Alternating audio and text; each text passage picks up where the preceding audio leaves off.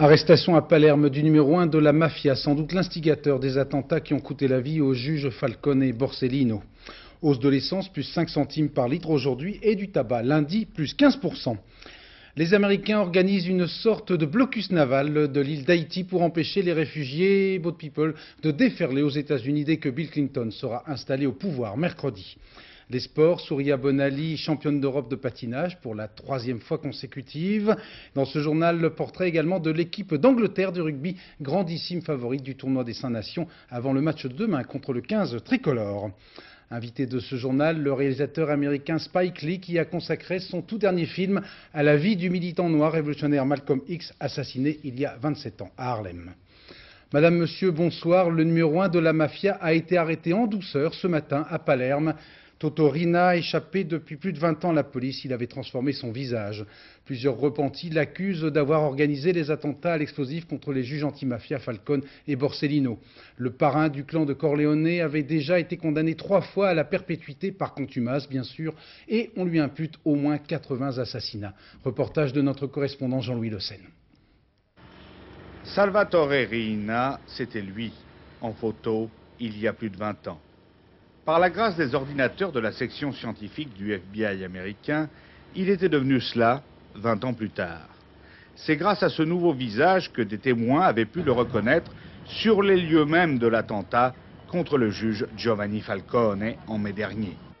C'est grâce à cela que des carabiniers anonymes ont pu l'appréhender ce matin à 7 heures dans les rues de Palerme. Pour moi, cette arrestation est un encouragement à poursuivre nos efforts et également une occasion d'atteindre le sommet de la mafia, la fameuse coupole qui jusqu'à présent semblait inaccessible. L'arrestation de Toto Riina et en Italie, c'est l'électrochoc. La capture du parrain, du président du conseil d'administration de la coupole, du ragionere, comme on disait ici, c'est-à-dire du trésorier. Quand le marché de la drogue est en jeu, tout devient important. Le pouvoir italien a changé depuis 7 mois, depuis les assassinats de Giovanni Falcone et Paolo Borsellino. Et a changé de mentalité. Aujourd'hui, on fait dans le psychologique. Certes, les coups de filet, il y en a eu. Plus de 200 personnes ont été arrêtées. Mais regardez bien cette scène. C'est le caméraman qui donne l'ordre de départ aux policiers anti-mafia pour une opération à la Rambo.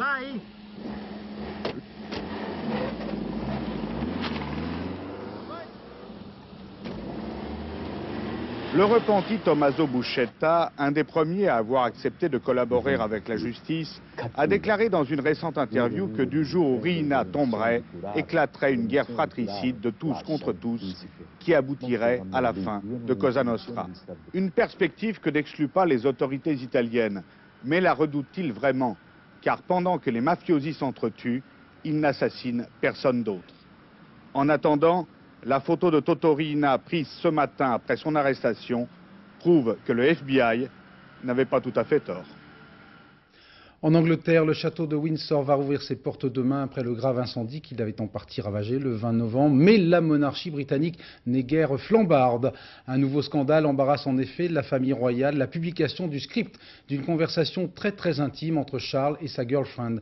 Conversation qui aurait été communiquée par quelqu'un de très bien placé dans les services secrets. Bref, OSS 117 ou un autre se serait montré très indiscret et là-bas c'est un énorme scandale, comme nous l'explique notre correspondant Christian-Marie Monod. La publicité l'affirme, nouveau scandale à la cour. Un seul journal britannique a publié intégralement la conversation en 89 entre le prince Charles et son amie d'enfance Camilla. Un texte à ne pas mettre entre toutes les mains. Responsable, les services secrets de Sa Majesté, c'est ce qu'affirme du moins un ancien journaliste. Ce qui s'est passé, c'est que les services secrets ont enregistré cette conversation et qu'il y a une fuite. Le gouvernement de John Major est gêné, mais a démenti toute implication des services secrets. L'opposition au Parlement a exigé une enquête sur les agissements des services d'écoute. Pour ce spécialiste, il y a suspicion. C'est improbable que ce soit le fait du hasard. Peut-être est-ce un individu qui voulait nuire et créer un scandale. Furieux, le prince Charles réunira un cabinet de crise ce week-end pour tenter de trouver une parade. Discrète, l'amie Camilla ne se montrera pas beaucoup ces jours prochains. Ravi, Diana feint d'être choquée par la situation, mais une fois de plus, c'est toute la famille royale qui est éclaboussée. La question ce soir est la suivante. À qui profite la fuite? La presse populaire, qui ne manque pas d'égratigner régulièrement la famille royale, parle de manipulation. Le gouvernement, qui souhaitait proposer un code de bonne conduite à la presse, est gêné aux entournures, car ce sont ses propres services qui auraient fourni l'information. Autre mini-scandale en France, à Neuville-aux-Bois, plus précisément dans le Loiret, où l'on se demande si le corbeau va devoir abandonner son fromage. Le sénateur maire de cette ville vient en effet d'être inculpé dans une sombre affaire de coups de téléphone anonymes. L'élu proteste de son innocence et crie à la cabale. Le plus gênant, c'est que ce sénateur vient d'être élu par ses pairs pour siéger à la Haute Cour de justice. Enquête Maryse Burgot, Jean-François Chevet. Dans la commune, son nom était aujourd'hui de toutes les conversations. Kléber Maléco, sénateur UDF, maire de Neuville depuis 45 ans, peut-il être le fameux corbeau? Celui qui, en mars 92, a harcelé 3 familles du village. En un mois, ces gens ont reçu plusieurs dizaines de coups de fil anonymes, parfois accompagnés d'injures et de menaces de mort. Ils sont écologistes et membres d'une association locale de défense de l'environnement. Nous nous battions justement contre l'implantation d'une usine qui nous paraissait mauvaise pour la commune. Et puis nous avons, le tribunal administratif nous a donné gain de cause, ainsi que le ministère de l'Environnement. À la suite de ça, nous avons reçu des menaces. Nous n'avons pas compris ce qui nous arrivait. Nous avons porté plainte. L'enquête est alors confiée à la gendarmerie d'Orléans. Ce sont des listings d'appels fournis par France Télécom qui auraient permis de déceler l'origine des coups de fil. Hier soir, le maire de Neuville était inculpé de violence avec préméditation. Le notable a-t-il mal supporté de trouver pour une fois face à lui des opposants efficaces? Ce soir, il se dit en tout cas innocent et victime d'un complot politique. Je suis une personnalité politique dans le département. Je suis élu ici, moi, à l'unanimité, madame, communiste, socialiste, tout le monde compris. Je fais adopter mon budget ici à l'unanimité, communiste compris, socialiste compris, mais il y en a que ça gêne, madame. À Neuville, on se dit que c'est une bien mauvaise presse pour le village et l'on a souvent du mal à croire qu'un notable puisse se livrer à de tels comportements. L'essence est un peu plus chère depuis ce matin, environ 5 centimes par litre, en raison d'un nouveau relèvement des taxes. Pour l'ensemble de cette année 93, les taxes sur les produits pétroliers vont ramener dans les caisses de l'État la bagatelle de 156 milliards de francs, soit environ la moitié de l'impôt sur le revenu. Jean-Pierre Métivé. Même si votre voiture est sobre, vous paierez à l'État, en 1993, un impôt essence de 3 800 francs. 2% de plus que l'an passé. Et c'est une moyenne, si vous ne faites qu'un seul plein d'essence tous les 15 jours et seulement 12 500 km par an. Pour les gros rouleurs, bien sûr, comptez plus. Et tout cela, sans même vous en apercevoir. Sur 1 litre de super à 5 francs 25, prix moyen ce matin, vous payez en effet 1 franc 20 au pétrolier et 4 francs 05 à l'État. 5 centimes d'augmentation aujourd'hui, 3 centimes en avril prochain. Les petits pleins forment, presque par inadvertance, un gros impôt indolore. 160 milliards de francs de taxes sur les produits pétroliers, c'est-à-dire la moitié de l'impôt sur le revenu. Augmentation également de 15% des prix du tabac lundi prochain. Plusieurs fabricants, des Américains surtout, ont décidé de ne pas répercuter l'ensemble de la hausse sur leurs produits. Explication Elisabeth Esley. Lundi, toutes les cigarettes françaises vont augmenter de 15%, mais pas toutes les cigarettes étrangères. Exemple, les américaines Marlboro et Camel, dont le paquet ne coûtera que 13 francs, alors qu'il devrait passer à 13 francs 45. Une décision du fabricant qui va rogner sur ses marges pour se maintenir face au prix français, selon lui trop bas par rapport aux autres. Les 15% vont donner des accroissements d'écart de prix de l'ordre de 3 francs 50 ou 4 francs. Et là, il est évident que nous ne vendrons pratiquement plus de nos produits. Et c'est une situation qui est un peu aberrante sur le marché français. La CETA, qui elle aussi est libre d'établir ses tarifs, n'a pas l'intention pour l'instant de les revoir à la baisse. D'autant que pour elle, cette guerre des prix est logique.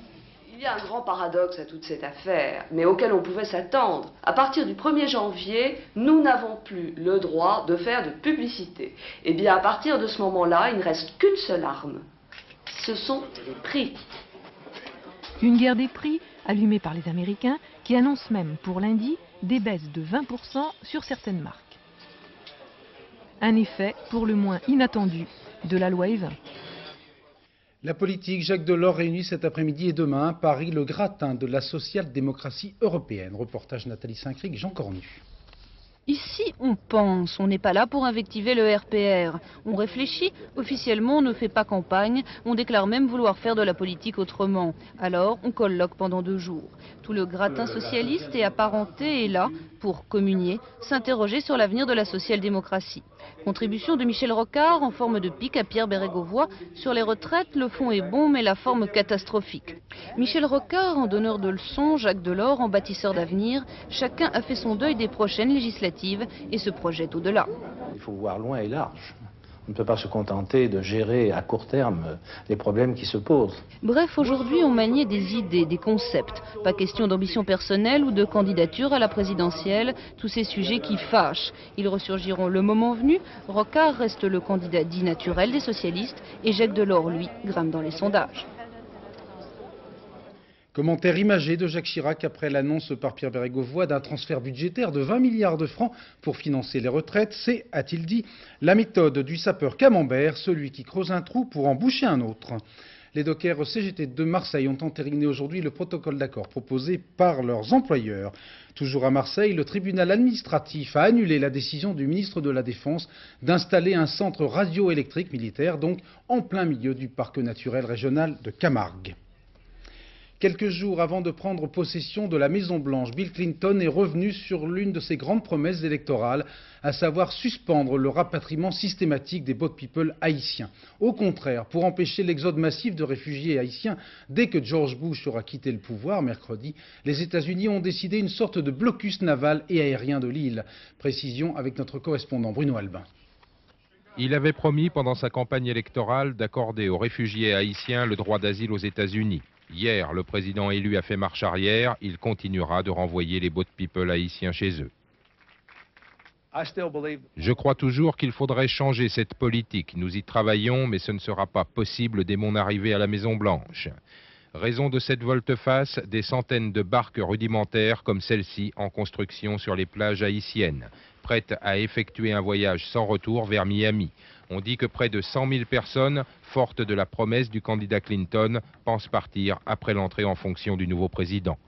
Jusqu'à présent, sur l'ordre de George Bush, les gardes-côtes américains interceptaient les boat people en haute mer. Par milliers, la plupart d'entre eux étaient ensuite renvoyés en Haïti. Pour justifier sa décision, Bill Clinton se dit alarmé par les risques courus par ceux qui fuient le régime militaire, par les risques de naufrage. Il promet de multiplier en Haïti les centres où seront examinées les demandes d'asile politique. Enfin, avec l'ONU et l'Organisation des États américains, il travaille au retour du président Aristide, lequel signerait un décret d'amnistie pour les auteurs du putsch de Port-au-Prince. Bill Clinton a déjà renoncé à 3 de ses promesses. Couper le déficit budgétaire américain en 2, réduire les impôts pour les classes moyennes. Maintenant, c'est le tour des réfugiés haïtiens. Le président élu avance vers la Maison-Blanche à reculons.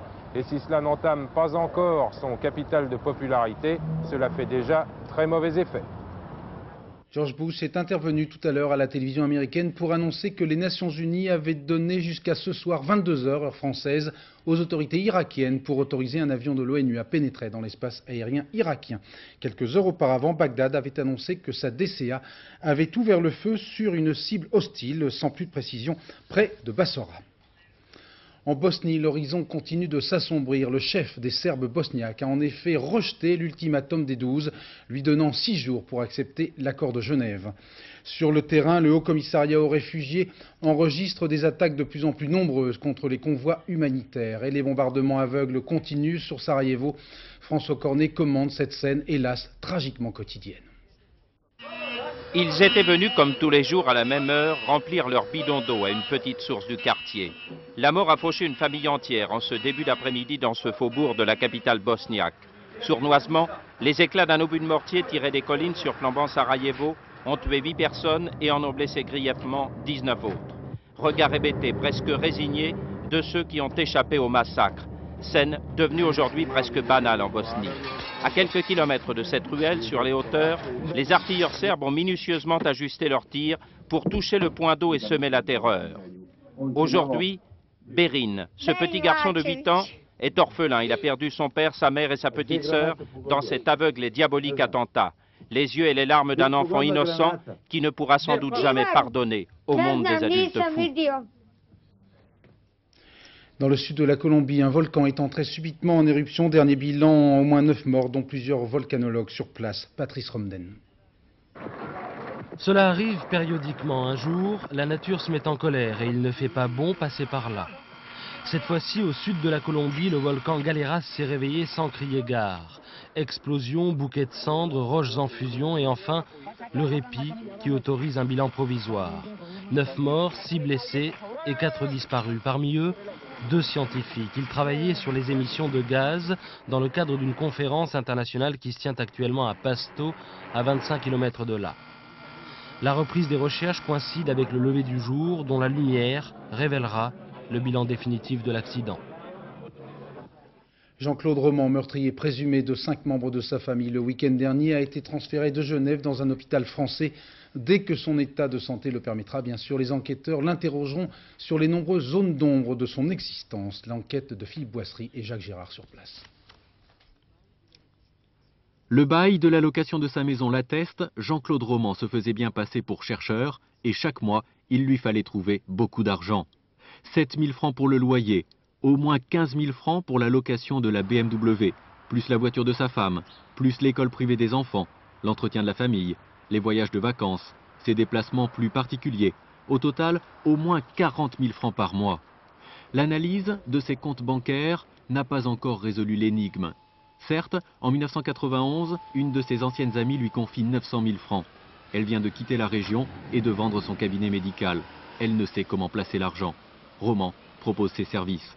Elle hésite, pas par méfiance, mais par crainte d'ennuyer son amie. Elle ne reverra plus jamais les fonds. Lorsqu'elle téléphone, Roman invoque des problèmes de santé, un cancer, pour se défiler. Selon les gendarmes, Roman aurait multiplié cette opération en échange d'une juteuse rémunération. Pourtant, dans le village et dans son entourage, tout le monde jure que Roman ne parlait jamais argent. À qui a-t-il alors emprunté? Comment a-t-il pu tenir pendant plus de 15 ans sans jamais travailler? Si les enquêteurs ont fini de déblayer la maison, ils n'ont pas bouclé l'enquête. Ils espèrent pouvoir interroger le principal intéressé la semaine prochaine, alors que dans son jardin, sa folle double vie n'est plus qu'un tas de cendres. Le sport avec tout d'abord Souria qui rit et Carole qui grimace. Souria Bonali a en effet remporté hier soir son 3e titre de championne d'Europe de patinage. Rendez-vous maintenant à Prague en mars pour les championnats du monde et peut-être une place sur le podium. En revanche, Carole Merle a été frustrée tout à l'heure de sa première victoire dans une descente de Coupe du Monde aux grandes dames d'Alain Escoubet. 121 km/h dans la dernière pente, meilleur chrono aux 3/4 de la course, Carole Merle se fera battre de 22 centièmes seulement un peu plus tard par l'Allemande Zesinger. Juste le temps de dire dommage, de descendre de la première à la 2e marche du podium et d'espérer qu'une autre fois, peut-être. Quelques heures auparavant, ce n'est pas Merle, mais Souria qui avait gazouillé les notes de la Marseillaise.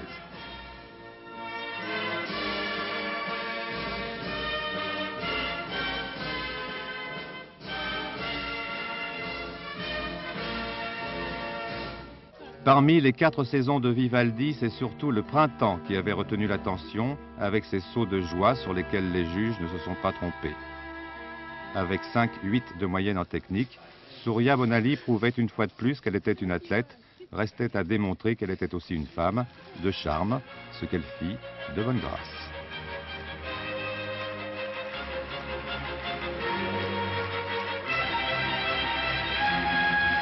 Moyennant quoi, tout de rose vêtue, elle en reçut quelques-unes à l'image de celles placées derrière elle, en espérant que, contrairement à ce que dit le poète, elles tiennent plus longtemps que l'espace d'un instant.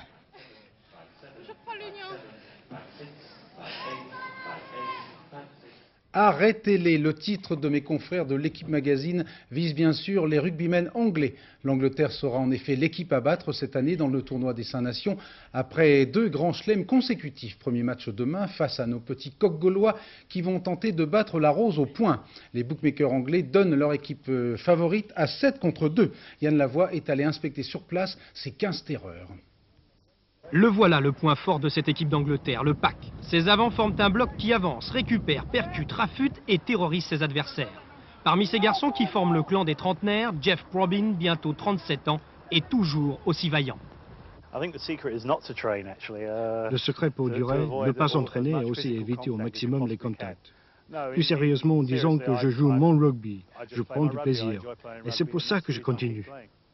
Geoff Cook, l'entraîneur, compte sur lui pour ce que l'on appelle déjà ici la bataille de Londres. Geoff Cook qui depuis bientôt un mois prépare ses joueurs avec acharnement. Jamais on n'a vu une équipe amateur être autant professionnelle. Demain, comme ce matin, il pourrait bien pleuvoir. Et dans ce cas, l'Angleterre possède un autre atout. Rob Andrew, le roi de l'open under ou de la chandelle, dont il pourrait abuser avec délectation. On verra, je sais pas, ça dépend le temps, ça dépend beaucoup des choses, mais on verra. Pourtant, même en Angleterre, son manque de goût pour le jeu ouvert commence à lasser. Après l'effort, le réconfort, c'était dans ce superbe hôtel de Richmond à quelques minutes de Twickenham. Nourriture très anglaise pour ces affamés de victoire, et même à table, nos trentenaires sont ensemble, Carling, Probyn, Winterbottom, Dooley. Avec eux, l'Angleterre a mis 10 ans à se forger une équipe qui gagne, et elle rêve avec eux encore d'un 3e grand chelem consécutif. Alors demain, pour nous, il vaudrait mieux que God Save the French. Bon, match retransmis bien sûr demain à 15 h en direct sur France 2. En plein Vendée Globe Challenge, une autre course à la voile va faire rêver les pauvres terriens que nous sommes. Le tour du monde en 80 jours avec équipage et sur multicoque. Ils sont 3 à se lancer à la poursuite de Jules Verne, Olivier de Kersauzon, en principe dimanche départ, et plus tard, et ensemble Bruno Perron et le néo-zélandais Peter Black. Commentaire Christophe Duchiron. Olivier de Kersauzon, 3 tours du monde à son actif. Bruno Perron, l'un des plus beaux palmarès de la course au large, et Peter Blake, vainqueur de la dernière Whitbread, course au Tour du monde en équipage. Voici les héritiers de Jules Verne sur les traces de Phileas Fogg. Charal, le bateau qui fait un effet bœuf. L'amiral Kersauzon et ses équipiers s'élanceront de Brest sur ce trimaran géant. 27 mètres pour les coques, 31 mètres pour le mât. Une bête de compétition où quand Jules Verne et son imagination donnent naissance à des Formule 1 des mers aussi puissantes que démesurées. Prenez le catamaran de Bruno Perron, Commodore Explorer aux dimensions presque identiques, 5 hommes à bord pour un tour du monde qu'il faudra boucler à une moyenne de 13 nœuds, presque 24 km/h, un défi contre le temps qui rend les marins heureux. Si ce record du monde est à 2 chiffres, c'est mieux que s'il est à 3 chiffres. S'il est moins de 90, c'est encore mieux. S'il est moins de 80, c'est un miracle. Mais il ne faut pas se tromper de cible. Moi, j'ai aucune pression là-dedans. On y va d'une manière tout à fait sereine. À aucun moment on est stressé. On est hyper détendu. Détendu donc heureux parce que on n'a pas d'angoisse, aucune inquiétude. Pas inquiet non plus malgré son retard, Peter Blake, un néo-zélandais qui a lu Jules Verne dans sa jeunesse. Il va accomplir son 6e tour du monde en 20 ans, mais Enza, son catamaran de 26 mètres, n'aura pratiquement pas navigué avant le départ. Avec son équipage, il partira donc à l'aventure, un peu comme dans un roman plus d'un siècle après la parution du Tour du monde en 80 jours. Voilà, Olivier de Kersauzon sera demain l'invité de Paul Amar dans le journal de 20 h. Ce soir, notre invité n'est pas un marin breton, mais un homme qui a également une très très forte personnalité. Le réalisateur noir américain Spike Lee, dont le dernier film est consacré à la vie de Malcolm X et sortira en France le 24 février. Un film géant dans tous les sens du terme, une superproduction, budget de 34 millions de dollars et d'une durée de 3h20, durée nécessaire pour raconter la vie particulièrement mouvementée de ce leader noir assassiné en 65. Avant de retrouver Spike Lee, le reportage de Bruno Albin. Hollywood investit dans le soufre. Superproduction, 3h20 pour raconter la vie ou le mythe de l'un des héros controversés, rejetés de l'Amérique noire. Prénom Malcolm, nom X, musulman, extrémiste, assassiné à Harlem en 65. C'est une bonne chose qu'il soit mort pour le peuple noir. S'il ne s'était pas battu pour nous, nous les Noirs, on en serait toujours au même point. Sur les trottoirs de Harlem, on s'arrache ses casquettes, souvent sans connaître la signification du X. X choisi par Malcolm pour refuser le nom d'esclave de ses ancêtres. Il luttait pour les droits civiques à la même époque que Martin Luther King, mais bien peu savent ce qui les séparait. Malcolm X, il se battait. Martin Luther King était surtout un prêcheur. Pendant que le pasteur King prêche la non-violence, Malcolm X enseigne la colère. Le combat pour l'intégration raciale ne mène nulle part, dit-il. Les Blancs ne sont que des diables décolorés. Il abandonnera plus tard son discours extrémiste, mais ses disciples doivent toujours corriger son image, marquée par la violence. Au lieu de dire « tendez la joue gauche », il disait « si vous me frappez, je frapperai moi aussi ». C'est justice. La loi de la survie, une loi normale. Après son pèlerinage à la Mecque, Malcolm X avait dit vouloir se joindre à la lutte pour la conquête des droits civiques. En cessant de jouer le rôle d'épouvantail qui avait été le sien pendant près de 15 ans, il devenait plus crédible, plus menaçant. Tant qu'il se contentait d'agiter les foules, tout allait bien. Quand il s'est mis à parler de paix, tout est allé de travers. Et c'est triste. Harlem, février 65. Malcolm X meurt ici. 27 ans après, sur la porte de la salle où il fut assassiné, un écriteau l'affirme, il est toujours vivant. Beaucoup l'avaient oublié avant qu'Hollywood et un cinéaste noir, Spike Lee, lui édifient un mausolée en cinémascope. Spike Lee, bonsoir, merci d'être avec nous ce soir. Vous avez une magnifique casquette sur laquelle il est marqué « No joke », pas de plaisanterie, donc nous serons très sérieux. Première question, pourquoi vous êtes attaqué à ce véritable monument 27 ans après sa mort? Il me semble que Malcolm X était évidemment un très grand homme, un grand Américain, en fait, un grand dirigeant du monde. Et l'histoire de sa vie est une matière à faire un film excellent, en tout cas des grands films. Il a vécu à travers des évolutions qu'on a voulu porter à l'écran. Alors, après avoir prêché la violence raciale, Malcolm X avait mis pas mal d'eau dans son vin, comme on dit en français, vers la fin de sa vie, en prenant plutôt la tolérance.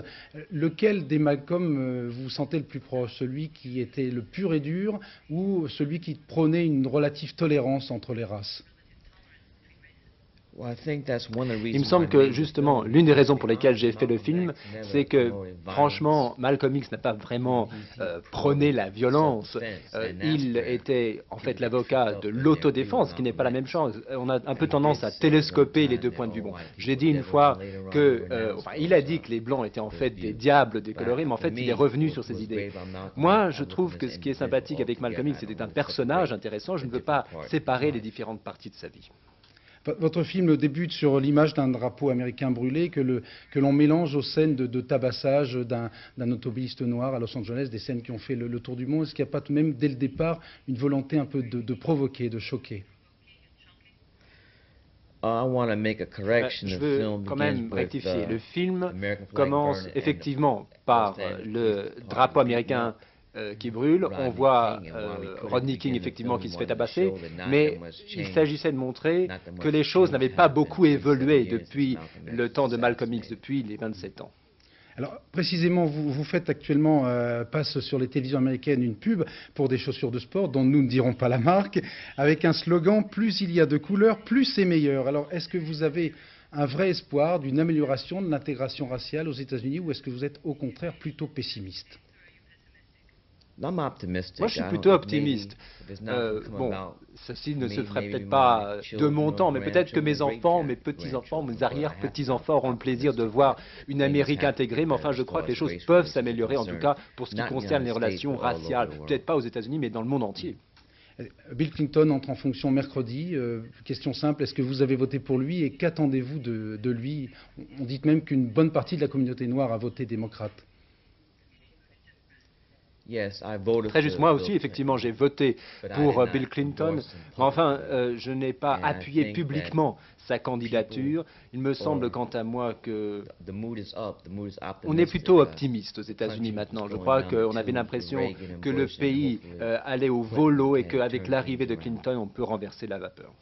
Alors, votre film se termine par un montage de photos d'actualité. Alors, on va parler justement un petit peu de l'actualité. Tout à l'heure, vous avez regardé le journal depuis le début avec la traduction. Vous aviez un certain sourire après le reportage sur le blocus que les Américains sont en train de mettre en place autour de l'île d'Haïti. Ça semble tout de même être un mauvais début pour les démocrates. Bon, effectivement, on retrouve un petit peu le même genre d'histoire. Les démocrates vous raconteront un peu n'importe quoi pour se faire élire, mais une fois qu'ils sont élus, eh bien, ils ne vont pas nécessairement tenir leurs promesses. Alors là, Clinton a dit, bon, je vous ai promis de le faire, mais en fait, je ne peux pas le faire. Il n'est même pas encore arrivé aux affaires, il est déjà revenu sur ses promesses. Bon, enfin là, je crois que c'est assez typique de ce qui se passe. Effectivement, pas un bon début. Donc vous êtes une vraie déception, en tout cas pour l'instant. Bon, déception, d'accord, mais enfin c'est mieux que Bush. Bush est en train d'essayer de déclencher une guerre mondiale dans les derniers jours de son mandat. Au tout début, vous faisiez des films considérés comme drôles, voire comiques. Maintenant, vous faites des films de plus en plus sérieux. Est-ce que vous seriez tenté éventuellement par une carrière purement politique? Non, franchement pas. Je ne suis pas un homme politique, je suis un réalisateur. Ce que je veux faire, ce sont des choses qui sont adressées à un grand public. Et d'ailleurs, je ne veux pas faire que des films qui s'intéressent aux questions raciales. Je veux faire des comédies musicales, je veux faire des films de sport même, un peu de tout. Voilà, donc votre prochain film, justement, ça sera une comédie musicale. Vous avez déjà quelque chose en chantier? Non, je ne sais pas encore ce que je vais faire. Mais enfin, c'est le genre de choses qui m'intéresse et que je ferai probablement à l'avenir. Merci beaucoup d'être venu parmi nous. Donc je rappelle la sortie en France de ce film Malcolm X le 24 février en France, film qui est déjà sorti depuis le mois de novembre aux États-Unis. Cette toute dernière information, puisque nous sommes à la rubrique cinéma de Cinéma d'Amiens qui projette le film Dracula de Coppola, ont offert une place gratuite aux spectateurs munis d'une carte de donneur de sang. C'est tout à fait sérieux. Vers 20h50, vous retrouverez Guy Marchand, alias Nestor Burma. Vers 22h25, Bouillon de culture de Pivot sera consacré au western, mais aussi aux mensonges et à la politique. Vaste programme, 2 invités intéressants, Raymond Barre et Philippe Solers. 23h50, le tout dernier journal en compagnie de Philippe Lefebvre. Et puis ensuite, retransmission du championnat d'Europe de patinage, cette fois les libres messieurs. Bonne fête au Rémi, bon anniversaire à Molière, 371 ans aujourd'hui. Dans un instant, Sophie Davant et votre météo du week-end. Un temps à mon image, de plus en plus doux. Demain à 13h et à 20h, pour le même prix, vous retrouverez Paul Amar. Excellente soirée, merci.